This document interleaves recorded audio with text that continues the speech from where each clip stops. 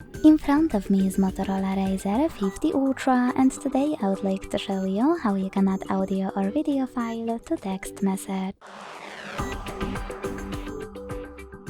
Begin by launching messages and selecting or creating a chat.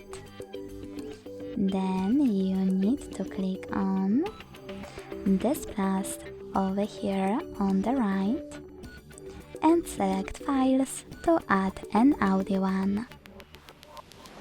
Click on Audio at the top, select one of those apps, or click on those three lines at the top left corner to access one of those sources and find your file. When you're ready, hold it and tap on Select at the top right corner to attach it. To add a video one, just click on Gallery section, instead of Files, and tap on your video here. You can also select folders, look for it here, and click on it to attach it. Thanks so much for watching. If you enjoyed this video, leave a like, comment, and subscribe. Bye!